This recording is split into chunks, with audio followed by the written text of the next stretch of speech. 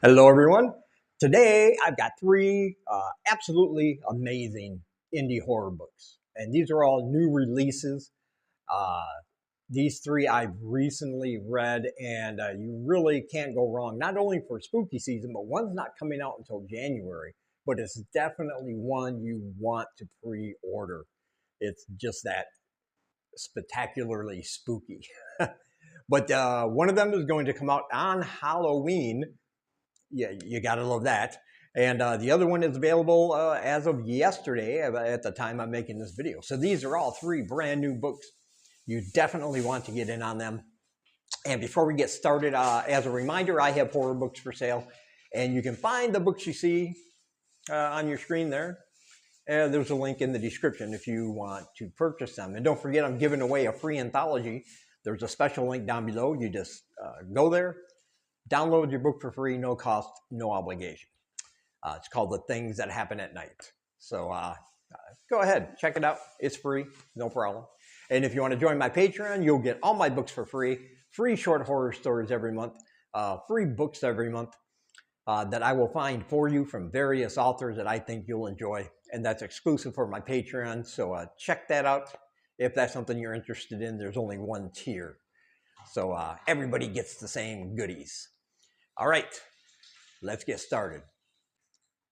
So the first book I want to talk about today is called Poison Ivy and Other Dark Tales. This is the latest one from Mark Talzi. I've reviewed a few of his books on my channel. He's one of those authors I know when he comes up with something new that I'm in good hands. And this one just, it's fantastic because he's got this certain really dark, twisted sense of humor he weaves throughout these stories. This is like senior citizen horror. And this one, the title story, Poison Ivy, is a novella, and it kicks off the book, of course. And that would have been worth the price alone, but you're going to get some others that I'll talk about here in a minute. But Poison Ivy is a novella, and it's a prequel to his excellent book, Nana. And this is about a group of old people. They were in a retirement home or nursing home, and they kind of are in a cult. They're a really occultist group. They're very weird and very strange old people. And they have a god that they worship. And the deal is they have to sacrifice people to this god that they worship. And when they do, they stop aging. And they kind of get that youthful vigor back. But once it wears off, once one sacrifice wears off, they need to find another one, or else they start becoming undone physically. And this is where this book gets deliciously disgusting. It's ooey, it's gooey. We're going to find out, they're covered. If they don't get their sacrifice, they're covered with sores. And sometimes these sores leak. And what comes out are like little strange looking insects out of their flesh. And everything starts sagging and getting droopy.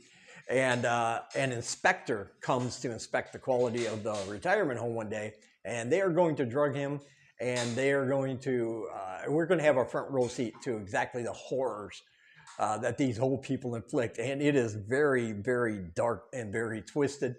But like I said, he's got this sense of humor that runs through it that like 1 minute I'm laughing, and the next minute I'm just like, oh God, that's disgusting. How can you do that to me, Mark? I was trying to eat my spaghetti. But I absolutely love this one. And that story is fantastic. Like I said, that's the novella. That's the title story. But he's also got some shorter stories that he added to this book. So that's like a bonus. And these ones are less funny. Like there's not a lot of humor in there, but it shows the range of his writing. Because he can go from that story, which is, like I said, disgusting and terrifying and humorous, and then go into others that are just, they make you think, they make you feel things, very terrifying situations. Some of these other stories, the directions they go. I mean, he just added a whole bunch there at the end, making it a fully rounded book, not just a novella. And I think that absolutely makes it worth it. Yeah, I love this one. Of course, I highly recommend it. And there is a link down below where you can pre-order your copy. It's coming out on October 31st. Perfect book to read for Halloween. And next we have In the Flesh. This one just came out yesterday, I believe, at the time I'm making this video. And this one, oh man, this is told from the first person's perspective of a man named Brady. Brady is approaching around 40 years old, somewhere in there, I believe. But he still has not given up his younger ways. And at the beginning of the book, we find out a few things. One, he is in a psychiatric hospital. Two, he is absolutely terrified and put off by women. And we're going to find out why, trust me. And three, he's going to kill himself. And this is like his confession, his version of the events that led up to it. And we are going to sit there with him. And this book is just psychologically unsettling. And it involves relationships. And he's been on drugs his whole life. You know, he's not really an addict, but maybe he is. But he just really likes drugs, especially psychedelics and Xanax and things. So he's always walking around like in a cloudy haze. But he meets a girl of his dreams, he thinks. He really does love her, but she is very anti-drug. And right before they break up, something is going to happen, and I don't want to give too much away. And when they do break up, later he's going to find out that she died, and he feels horrible about it, especially under the circumstances. And again, you'll understand once you read why he feels guilty about this. And then his life just starts becoming unraveled as the supernatural things are going to happen, especially with every woman. Almost every woman he meets is going to, I don't even want to give it away because it's just, it's fantastic. Like the chills you'll get when you see what he's seeing, but he's the only one that can see these things. And nobody else can, and he thinks he's going crazy. He thinks he's losing his mind. This book is told in very great detail, so it really makes an impact on you emotionally and mentally. Some of those images will stick in your head, trust me. But then we're going to find out something at the end, a twist at the end that is going to reveal exactly what's happening. And, well, it's not going to end well for a lot of people. Let me just put it that way. But this one is fantastic. He's a great narrator in first person. I love this character because, yes, he's a man-child. He's never grown up, really. He doesn't really take himself seriously. He's got a good sarcastic style to him, self-depreciating. He's very aware of his own faults and everything. So he's a very honest narrator.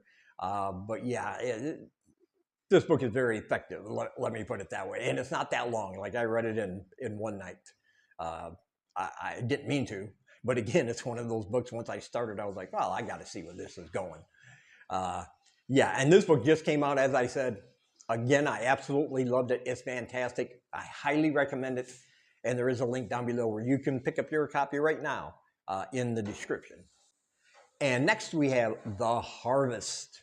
Now, this one's not coming out until early January, and it might be a little early, but I want to get some pre-orders going. I think you'll love this book. I think you should definitely pre-order it, make it part of your 2025 TBR, because this one is just a spook fest. It's an epic, longer, kind of a slow burn at the beginning, but then it goes full tilt, you know, runaway train ahead. And it's about a neighborhood, and this whole neighborhood gets caught up in something extremely evil. The villain in this book, the antagonist, is just, he's one of the best villains because there is no sympathy for him. He has no redeeming qualities or anything like that, this creature. A man moves into an old abandoned orphanage to be its caretaker. This man is also a school teacher, and a couple of the students that live in that neighborhood and other people in that neighborhood are going to get caught up in what happens when a couple of his students break into his home one night here, the place he's staying, that orphanage, to do a Ouija board session, they unleash literal hell on that neighborhood. And he starts seeing things inside of this building, like hands and faces and a mouth and eyes, and they're everywhere, these symbols that seem to be pushing from the inside of the wall, trying to get out, and it won't scrub off. He doesn't know what's going on. And as a group of the people in the neighborhood get together, and they have stories to tell, they have things that they know, things that they've experienced. And this guy, this creature, this book kind of reminds me of like a cross between Nightmare on Elm Street and The Evil Dead, because even though he can mess with them when they're awake, when they're sleeping, they are vulnerable, and they're going to be taken to these hellscapes while they're sleeping, suffering the effects that they suffer in their dream even after they're awake, that kind of thing. And it's very effective. And we're going to find out that maybe they can't stop it.